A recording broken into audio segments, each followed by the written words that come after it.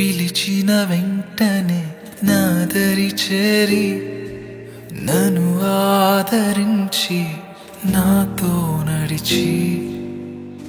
అర్హతలేని నన్ను నీ కుమారునిగా హెచ్చించి పోషించినది నీవే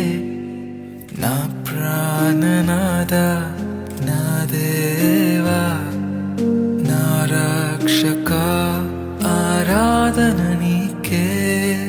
నా ప్రాణనాథ నా దేవా నా రక్షక ఆరాధన నీకే ఆరాధ్య దైవం నా స్తోత్రగానం నా రక్షణ కవచం నీవే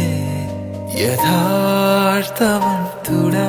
నీ మాట సత్యం ప్రేమామయా